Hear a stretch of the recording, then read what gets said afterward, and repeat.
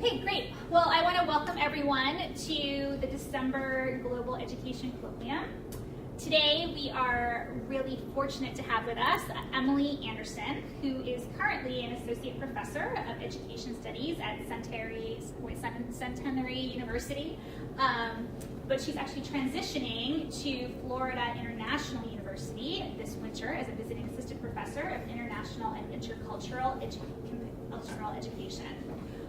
She actually holds a dual titled PhD in both educational theory and policy, and also in comparative and international education from Penn State, and master's degrees in both comparative and international education and educational leadership from Lehigh University.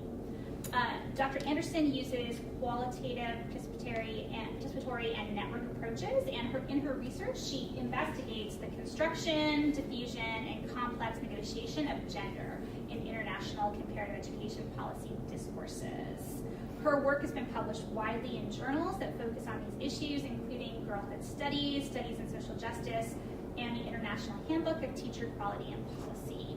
She's also the co-chair of the Gender and Education Committee for the Comparative and International Education Society. And today, she's going to be talking with us about some of her more recent work entitled Getting to Girls. So Dr. Anderson will be speaking for about 35 to 40 minutes. After that, we will actually open up both online and in person for questions, and hope we have sort of a fruitful discussion. So without further ado, Emily Anderson.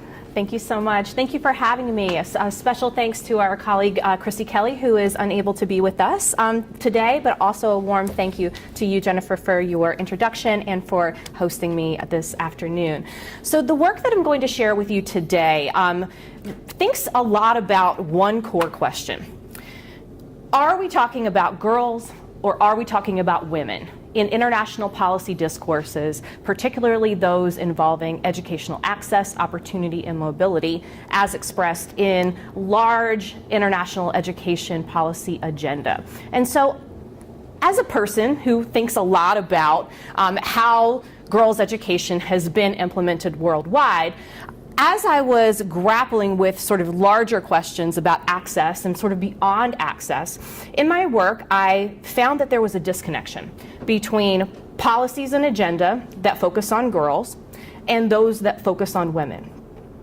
And so what I noticed really would be expressed by one of my research participants that I identify here as a program officer with an international non-governmental association. And this person shared an insight with me that really created a space for me to think intentionally about how we talk about girls in international education policy discourses, and then the implications of those decisions when enacting those policies comparatively and internationally. And so I share this quote.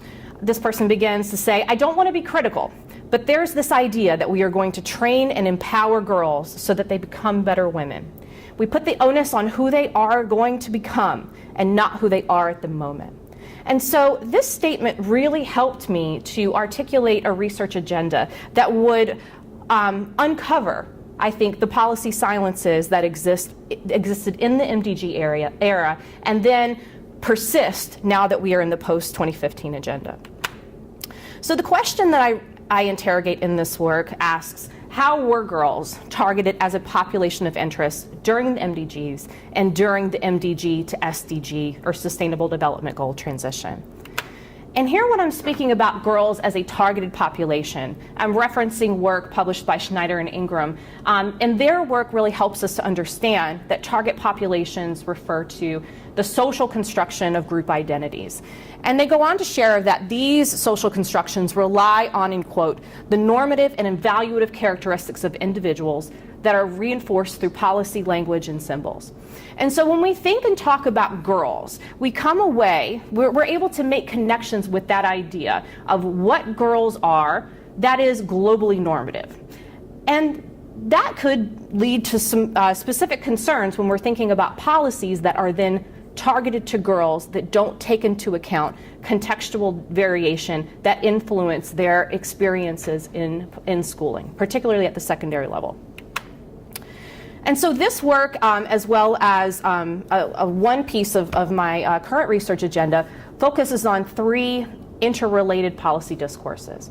And so in conceptualizing not only how we use gender as an organizing framework in international policy discourse and agenda setting, I was interested in the relationships between three policy constructs: education, empowerment, and equality. And so if we remember, in the MDGs, we had a standalone goal that focused on gender equality and women's empowerment. And the ways that that goal was benchmarked was around women and girls' access to a full complement of primary, secondary, and then tertiary education, the number of women that hold seats in Parliament, and the percentage of women that are employed in the non-agricultural labor sector. And so when thinking about the ways in which that these two goals and the ways that they were diffused and informed policy all over the world between 2000 and 2015, I was really curious about when we situate girls in those policy spaces, what then are the expectations for education in their lives? What their experiences were then kind of normatively constructed to be. And so I conceptualized this relationship using causation coding, thinking about the linearity or causality between these three constructs as they appear in policy discourses. So what I noticed is that there's three policy discourses that you can observe. Or that I observed. I refer to these as the dominant, the parallel, and the disruptive discourses. And so as you'll see here in this conceptual model, the dominant and the parallel discourse follow the same sort of causal logic when positioning the relationships between education, empowerment, and equality. And so we'll see with the dominant and parallel discourses is this is the global sort of normative, taken for granted assumptions we have about girls in education. It's access focused, and it really positions that education will lead to women and girls empowerment, and that will be the push towards gender equality as we think about in context MDG 3 in this space. But then I noticed that there was a disruptive discourse. So one that repositioned the structural relationships between these policy constructs.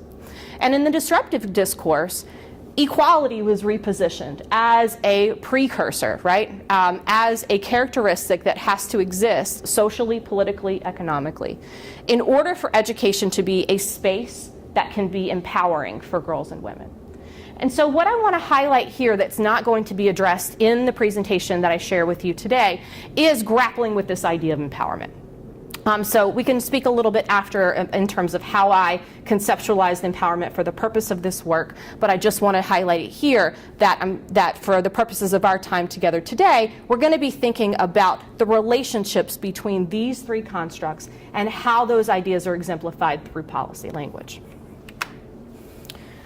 So when conceptualizing these relationships, I thought it important to really be able to define how these three discourses can be understood and then identified in policy spaces. So here when I speak about policy spaces, I'm considering policy documents that INGOs, that UN level agencies, ministries of education, etc., use when targeting the populations of interest to those policies themselves.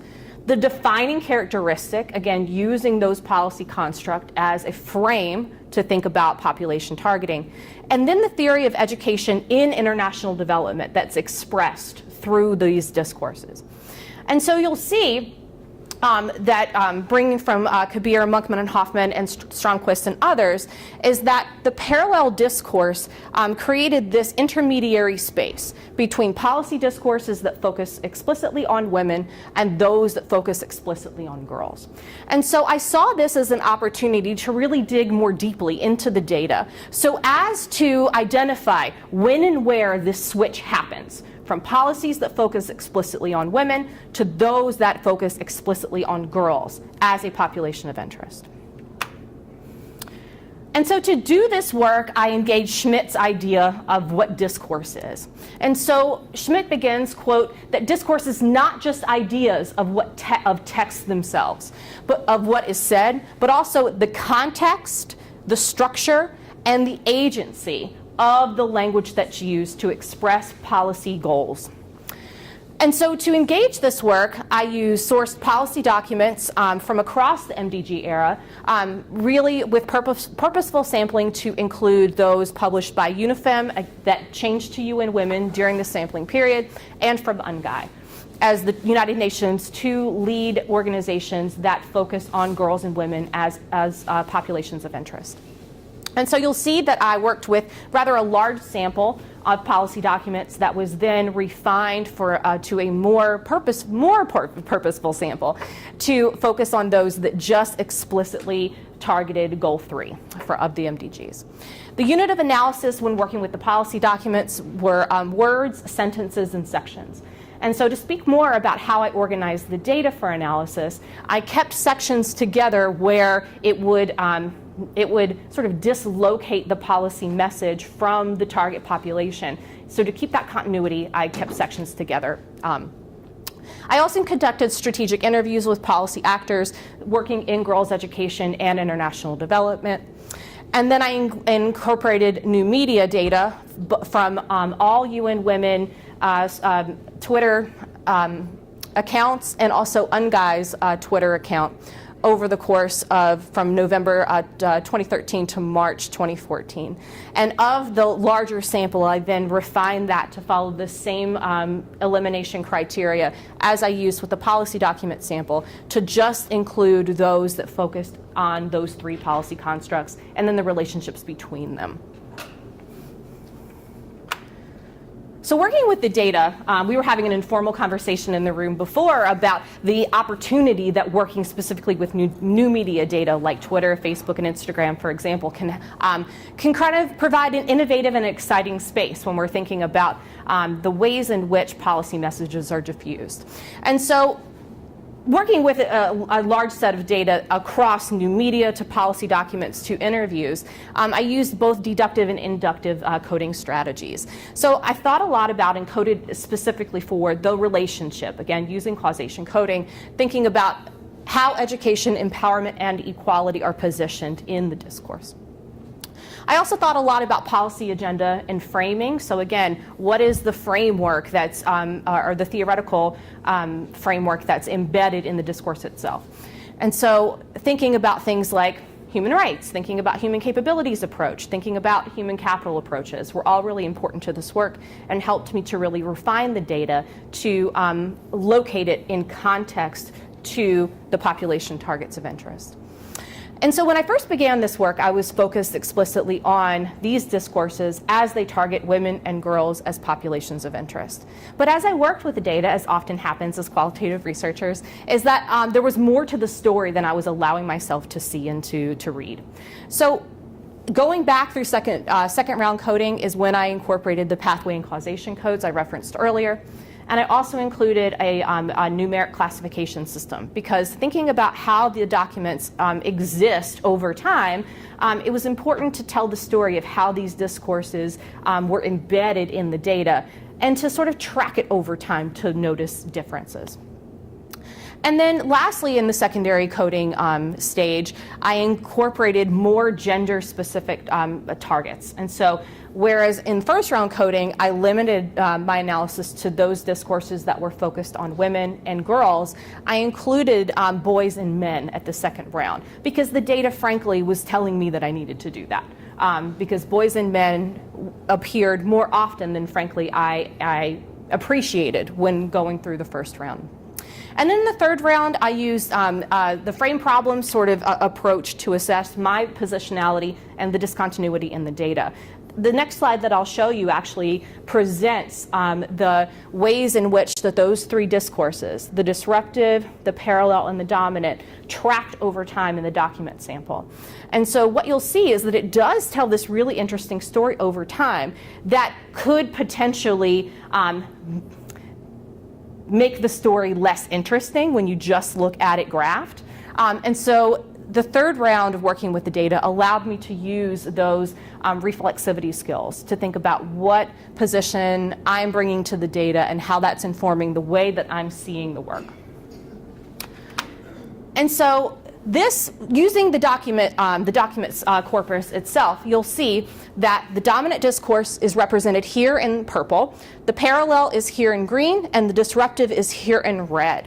And so our timeline begins at 2001 and ends at approximately 2013, though the data was, I collected policy documents through 2014, but this is a slice of that. And so what I noticed is that here the dominant discourse focuses on women. And so we see that there's more often in conversations about the relationship between education, equality, and empowerment, we're talking about women and not girls. And that's interesting when we then think about the ways in which those agenda frames are used to inform policies that are not for women, but they're for girls in primary and secondary education. So that's interesting. We're using these discourses to inform policies that affect girls, though we're really talking about women. The second thing that I noticed is that the parallel discourse, which focuses on that intermediary space, girls and women, that language is verbatim across the corpus, from the new media data to interviews with strategic policy actors to across the document sample too. And so there's a lot less frequency in the discourses that speak to girls and women than there is in comparison to the dominant discourse that focuses on women explicitly, and then to the disruptive discourse that focuses on girls explicitly. And so I said before that just looking at when I added a numerical coding scheme so that I could graph the discourse diffusion over time, it told three, I think, very interesting stories that were also interrelated. And so part of the work that I'll share with you next speaks to how I began to uncover the differences and the disconnections that exist between these three policy discourses diffused during the MDG era. So the parallel discourse relates to the idea of bringing girls in. And so we draw from several policy instruments to understand this idea of bringing girls in ways that don't necessarily change the structures that can marginalize girls as a population of interest in education policy making.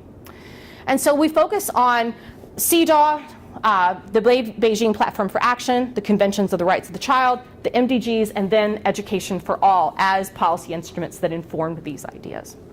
And so focusing specifically on Section L of the rights that focuses on the rights of the girl child, that helped me to sort of grapple with how is it that we have this disconnection between policies that are implemented to improve girls' access, opportunity, and mobility in primary and secondary schooling, but we're still talking about women.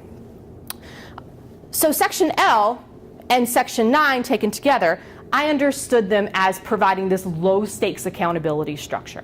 So by the letter of the guidance itself, we say that in Section L7 that the eradication of violence against girls by governments and, as appropriate, international and non-government organizations. And then with Section L9, that governments in cooperation, italics added here, with non-governmental organizations are responsible for enacting policies and protections of girls' rights in the home. So there's no meat to it, essentially. That, like a lot of policy guidance, it provides recommendations that then are diffused in very different ways in countries all over the world. But when we're thinking about that disconnection between policies that impact girls, when we're really talking about the impact, the generational impact that education can have on their lives as women, this matters. So one of the experts that I spoke with to really try to grapple with these data a bit shared, in quote, that there was a concerted effort among women's rights advocates within the UN system at the time, and here this person is talking about the adoption of Section L, which focuses on rights of the girl child, to not engage in talking about girls' rights as somehow distinct or different from the women's rights movement. And this person's insight really helped me to continue to interrogate the disconnection that I was observing in the data across the corpus, and then considering how policies that are really focused on, are supposed to be focused on girls, still target women.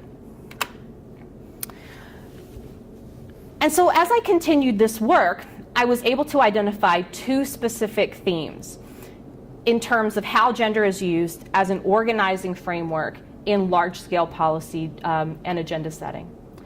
And so I'm going to take you through part of this story next. I identified that, and I named these things so that I could kind of get my head around it, as yoked population targeting and shifting population targets. And so a little bit of my work involves semantic and social network analyses using policy documents as sources of evidence. And so when we have a yoked target, it's one that operates together. So think about a yoke as interchangeable and is thought of interchangeably. Whereas shifting population targets become more expansive. They become indistinct and sort of create more space between the policy as it's expressed in documents or other forms and the population it's supposed to serve. So to define them a little more, when we're speaking of yoked population targeting, that there's this idea of reciprocity and that there's a generational or cascading effect between the rationales used by international policy organizations to explain why we focus on girls' education. And so often that the rationale, many of us in comparative ed are familiar with this, the rationale is, giving girls access to primary education has all these benefits later on. Improved health throughout the lifetime, improved numeracy and literacy skills that then can be transferred to create employment opportunities for women, as well as help them raise children that also have more healthier lives and have better early school readiness, particularly around literacy and numeracy. And so what was interesting is when I saw these policy discourses that really focused on these generational sort of effects, women and girls were discussed, and it appears in the data, and this is what got me excited, explicitly. So it's this idea of yoking, bringing them together. And so it's the idea that we can't have women's empowerment without first educating girls. And we also see it in the reverse, that girls are positioned first and then yoked to women. And I will show you some examples about those differences in a moment. And so the impact, as we spoke about a little bit before, is to bring girls into the existing policy structure without changing the policies or the structures that continue to marginalize their access to secondary education in particular, but also their experience in school and opportunities to be educationally mobile past the primary level. So I want to show you some examples of yoked population targeting first, and then we'll focus on shifting population targets after. So yoked population targeting here, bringing in the insights of one of my participants. This person shared that, in quote, when we talk about girls' rights, the default is to assume an adult who is recognized as someone who can make their own decisions, or at least as someone who is seen as a fully adult subject, whereas girls get lost in that shuffle. And so thinking about the implications of yoked population targeting, again, using gender as an organizing framework that highlights or sort of normalizes the perceived reciprocity and generational impacts of educating girls to ultimately benefit women later in life, does not sort of afford, right, the opportunities for girls as they exist right now. So education becomes in service to your future life and not something that is a right to receive or a right to access or experience at the point that they are girls. And so yoking girls and women linked girls' schooling entitlements with women's economic status.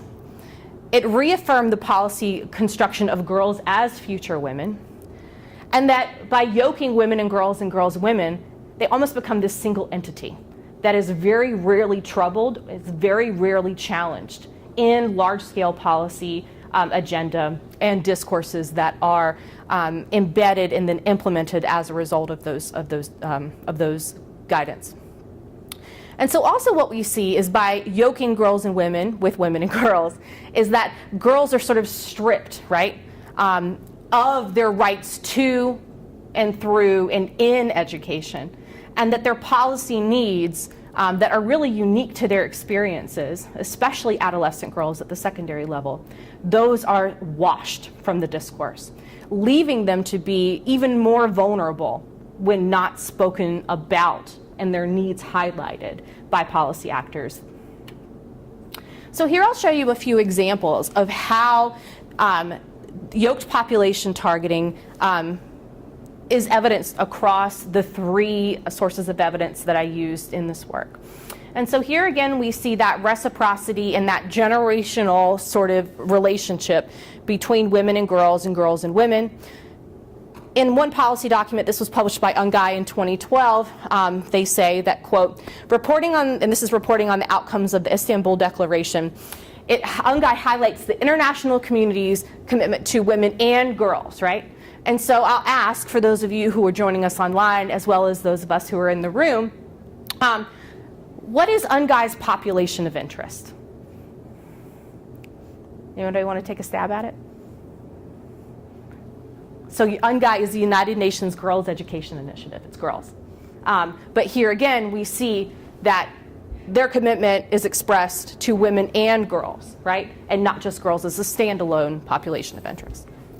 And that's not a critique of Ungai necessarily. It just is evidence of the ways in which that yoked population targeting is diffused across these policy actors and then embedded in the ways that they communicate their role in implementing and then supporting large-scale agendas like in the MDGs and now the SDGs.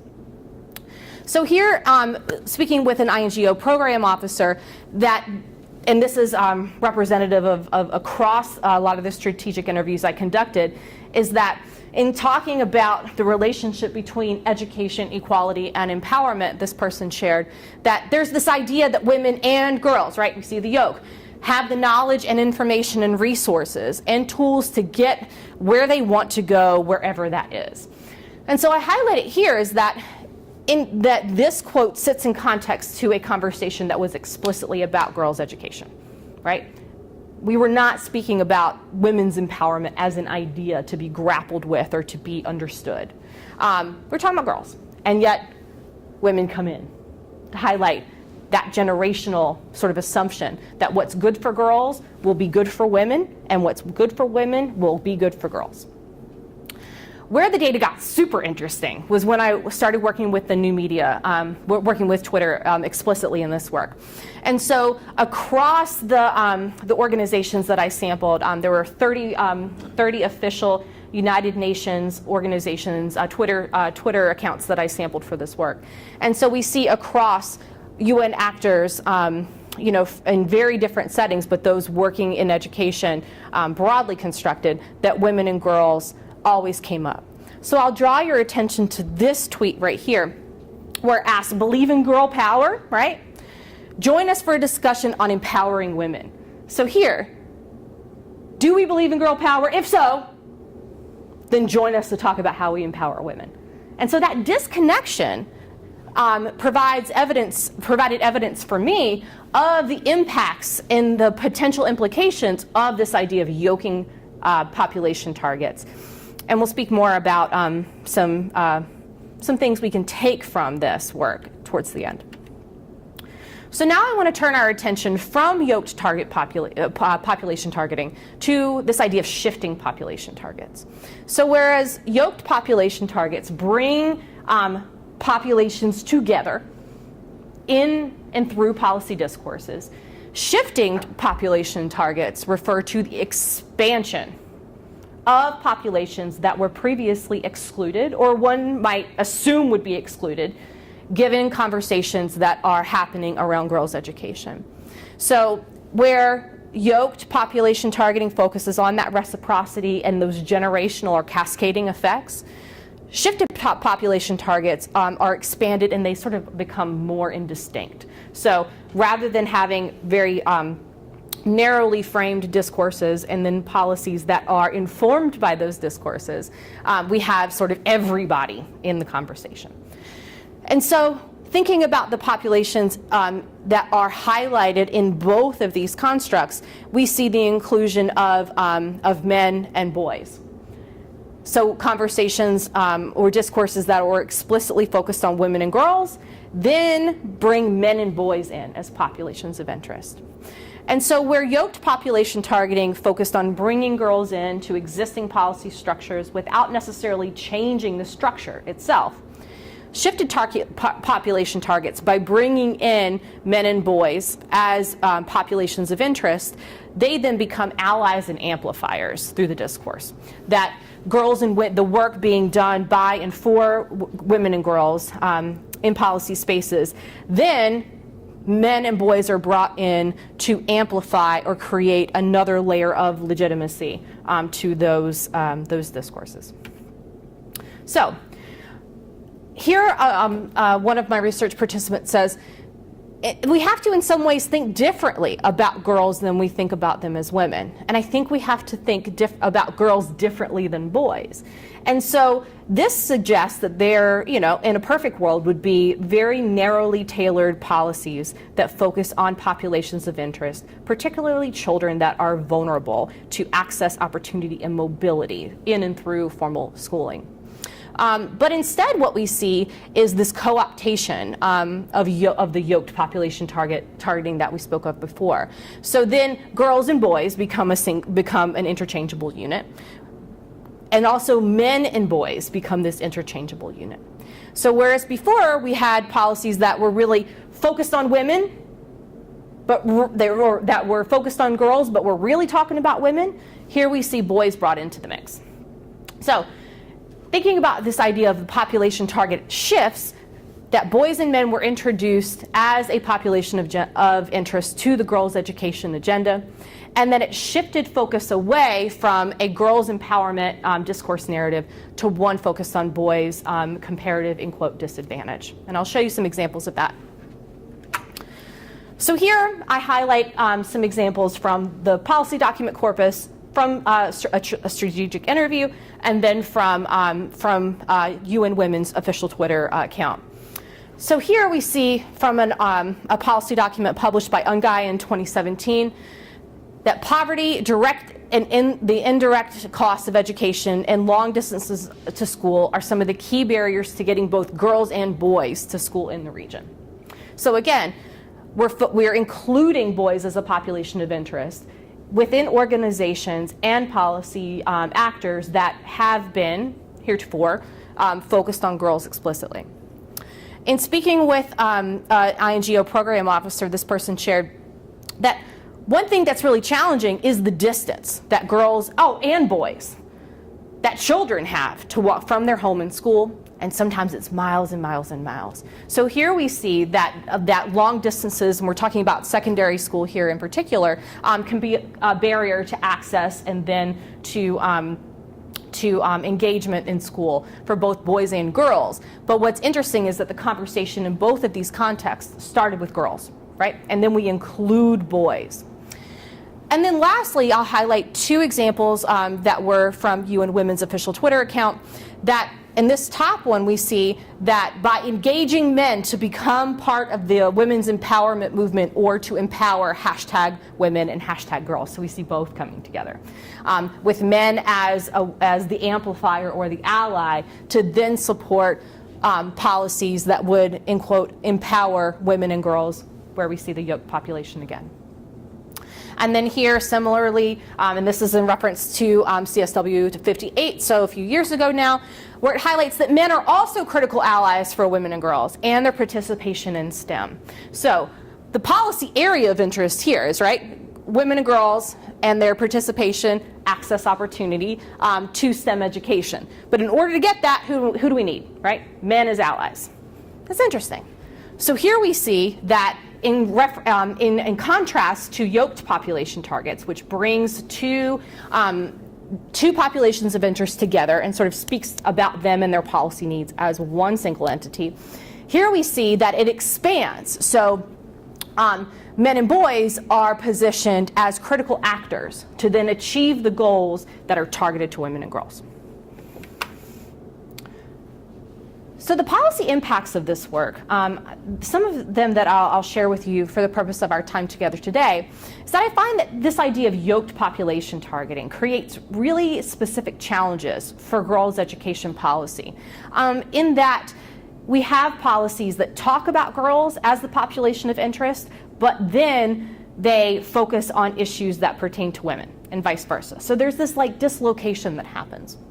And so really engaging in this work over the course of several years and continuing on, is that I find the need to deconstruct girls as a population of interest. And so when we talk about girlhood and we talk about girls as a population, who do we mean? Most often in policy discourses, girls are then understood as schoolgirls. But there's very different needs for girls in school based on age and then based on level. So from this work, there's a couple things that policy actors can do to sort of narrow or ameliorate that disconnect. One is to make sure that when we're talking about girls, we say explicitly what we mean. And the United Nations provides a lot of resources to enable us to do that, specifically in the age characteristics that they use when discussing children from young adults or youth and adults. So the age constructs are already there. And so one way we can sort of make policy discourse less opaque is just to name who we're talking about explicitly and to put it in context, so as to help the discourse then inform policies and practices that affect real kids and real teachers and real communities. And it's also important that we make this deliberate effort to separate boys and children from the policy needs of girls. Because as I've exemplified in the analysis I've shared with you this afternoon, is that by yoking populations and then expanding population targets, particularly around gender as an organizing framework, some of the meat gets lost. And so if we really want to ensure that girls not only have access to quality education, particularly at the secondary level, that we need to really be clear about what their policy needs are and then appropriately target them given those needs. And then lastly, there's opportunities to both sustain and to scale gender-targeted policies. So again, if we're using gender as an organizing framework in policy spaces, then it's important that we have those that are girl-targeted, but we also create spaces to identify the unique and distinct needs of transgender children and children who identify as within a non-binary identity framework. And so I think that moving forward, the last point, sustaining and then scaling gender targets when we're writing and then diffusing policy discourses can really create those spaces to have intentional conversations about what the needs of girls, transgender, and non-binary children and youth are, so that we can have policies that really speak to those needs. And so I'll leave you with a quote that I just love from identified here as a program officer that works within gender in a large international development agency. Because as this work moved from the MDGs to thinking about its implications for the SDGs, this person shared that the goal of the SDGs, and particularly thinking about girls as a population of interest, is, in quote, trying to create a path forward that doesn't necessarily break everything in the way. And so I'll leave you with this quote as a point of reflection to consider the ways in which that the MDGs included girls in a way that had arguably never been done before, in terms of using gender as an organizing framework in international development policy and discourses. And so we know that there were a lot of gains made through the MDGs, but also a lot of limitations, particularly in terms of the needs of adolescent girls and their access to and rights into and through comprehensive secondary education.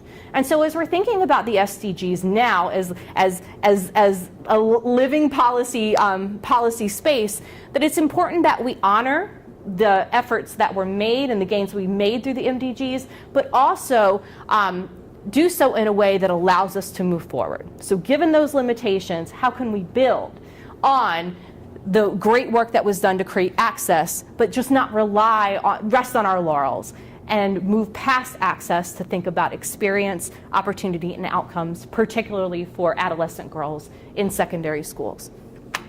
Thank you so much for your time. I really look forward to chatting with you about questions and comments. Great. Thank you so much, Emily. That was really interesting, and I'm hoping that we have lots of good questions in our audience in person and online. So we're going to open the floor to questions. Great.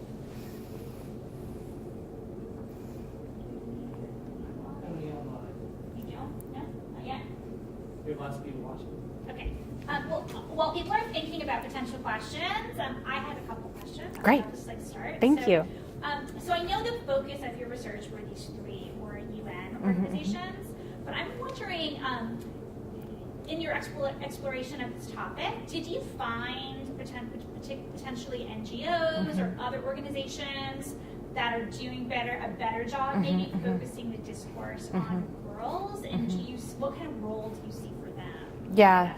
That's a great question. Thank you so much for asking that. So you're absolutely, I think your spidey senses were on in that I did observe a really impactful, what I think is an impactful difference between the ways in which that large-scale policy actors, like those at the United Nations level, sort of think and talk about girls as a population of interest, and then how actors that are working at the school level, community level, particularly through non-formal and informal education programs serving girls, how they talk about it. And so in some work that has come out in this past year that I'm happy to share with anybody that's interested, is I kind of grapple with that a little bit more. And so what I see is that policy actors, particularly at the grassroots level, engage this idea of complex negotiation. So it's using these large-scale policy discourses as a way to kind of be in the conversation with these large policy actors. So it provides some really specific advantages for INGOs working in girls' education, particularly in countries who might be experiencing some economic disadvantage or lack of infrastructure or resources to fund girls' ed, particularly at the secondary level. And so through this complex negotiation, it's how can we use these discourses, particularly at that empowerment idea, to create opportunities for funding, right? How can we use it to attract people to conversations about girls that might sort of rely on that dominant discourse, right? That increasing access points for girls in school then will improve their life outcomes as women. So knowing that that's the discourse, right, everybody's kind of buying into and participating in, is that through that idea of complex negotiation, folks at the INGO level working with girls through empowerment or leadership programs sort of capitalize on that discourse to then shift it when they actually think about programming that services the girls themselves. So that is really what was interesting to me after grappling with how we use gender as an organizing framework in policy spaces. Then what happens, right? What's the implication of these things when it hits the ground with real girls and real communities and real teachers? And so to briefly answer your question, there is a huge difference in the ways that actors at the World Bank, actors within the UN agencies, et cetera, sort of talk about these ideas, again, publicly as expressed in policy documents primarily, and then from the ways that actors that are working more at the grassroots level kind of experience those ideas and then reframe them to benefit their organizations and the girls with whom they work. Great. Actually, I'm going to just follow up from one more question. So, and you got at it a little bit. So, I feel like part of what you were saying is that there's this risk, or perhaps this is happening, that girls' specific needs are getting lost, right, in this discourse that's either like grouping them with women or grouping them with boys, right? And that would seem to have potentially an adverse effect on girls' experiences and targeting girls. But I'm also wondering about, and I think you're getting this a little bit, like perhaps what we're seeing is a way to actually get people that maybe are not interested in girls' education to sort of focus on that. And I'm thinking about some of my own work in China where sometimes either for funders or policymakers or even NGOs, like talking about the needs of like children in poor regions resonates in a way where poor girls can get sort of their needs met by actually grouping them with poor children. And so I'm just wondering, I guess overall, like what to sort of take away from, Right. from this. Yeah, so thinking about using gender as this organizing framework when we in policy spaces is that really to your references your work as well, and that we're bringing more people to the conversation if we have a common language. And so the more normative these ideas about access and sort of the generational or cascading effects between primary education and women's health outcomes, et cetera, sort of people are beginning to normalize that and beginning to take it for granted and just sort of accept it without questioning it. Because we know that there's a lot of conversation that needs to happen, right? It's not just this causal linear relationship. So to your point that conversations about girls that also include boys, that also include women, puts girls in that conversation. Whereas before, girls weren't there. We were talking about children as just this large population construct, and so girls were really ignored. We see and I think the implications of this work moving forward could help to inform how we see that shift over time. So instead of focusing on policies that just talk about child rights, right? That now we have more of a nuanced conversation about children who are girls. And then we have these other conversations about how do we then bring boys in as a population of interest. The risk there is that when we go back to that yoking idea, particularly with boys and girls, again, a limitation here is that we're kind of working the binary. So I want to address that flat out, that's a huge limitation in and of itself. But it's then, well, if we bring in other populations, if we continue to yoke, we sort of dismantle the work that's been made to put girls as a population of interest on the table explicitly. So online, Elizabeth Bruce asks, did any of your interviews include the individual behind the social media accounts? I was curious if you got background as to why things were posted at certain times and thoughts behind language chosen. Yeah, and thank you, Elizabeth, for your question. So, without breaking confidentiality of my sample, I would feel more comfortable not addressing that question in the way that it was asked. But what I can tell you is that no one from UNGI or from UN Women I was not able to access them for the purpose of this work, and some of that really created a limitation for me in trying to grapple with it, right? Like, what is the intention? Who's actually doing the tweeting? And all that matters. The one thing I will say is just to express that there's no conflict of interest, is that I did provide research support and expertise for a campaign of UN Women during the data collection period. But I did not work as an actor doing the social media. So I think that's an important question. And so for me, I took a step back and to think about, is it important that I'm able to interview and kind of get in the headspace of the individuals who were actually doing the tweeting itself? And I turned away from that at some point during this work, because ultimately these discourses exist in the public domain.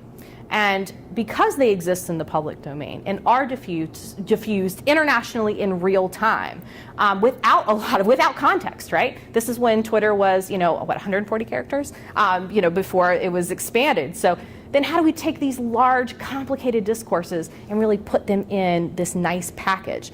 And so for me, as the research evolved, it was more important that I thought about how these discourses react or interact with policy documents and then the work that's happening at the more grassroots level than it was for me to speak with the person who's actually doing the tweet.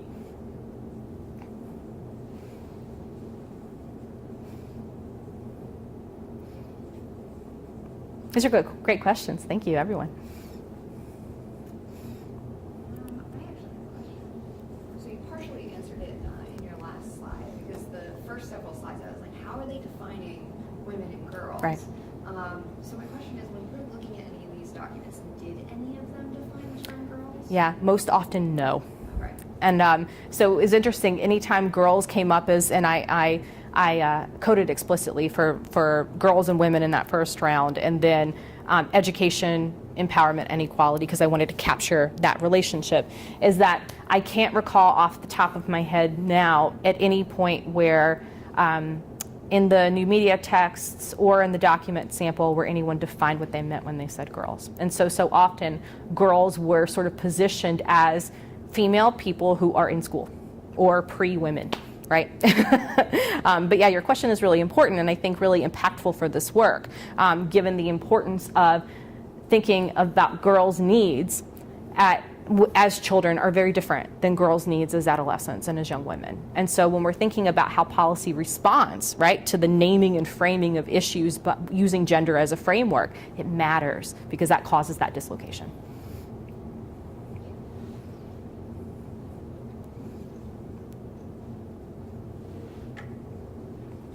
I'm going to ask another question. There isn't one now, so yeah.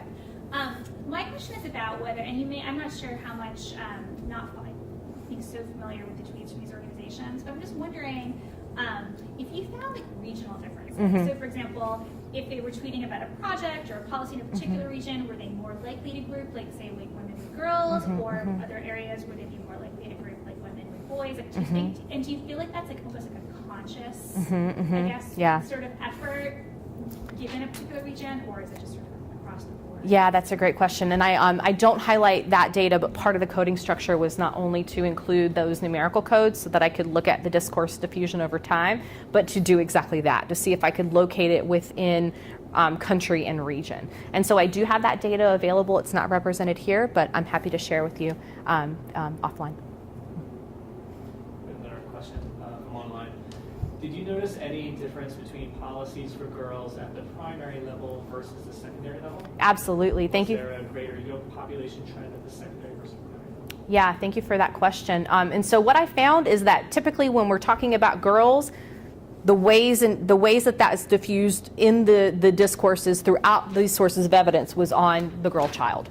And so there was an almost complete absence of focus on adolescent girls in particular or young women. And so most often when girls were yoked with boys, we were talking about primary school. When I found in terms of the disruptive discourse that focused explicitly on girls as a population of interest, there I found policies that were more often than not focused on adolescent girls. And so the ones that were focused on adolescent girls existed on their own without yoking. And that was really different than the yoked populations and then the shifting populations I saw to then group women with girls and then girls with boys.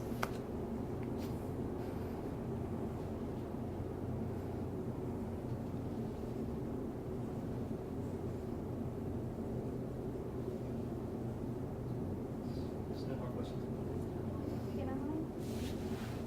Any other questions here? No?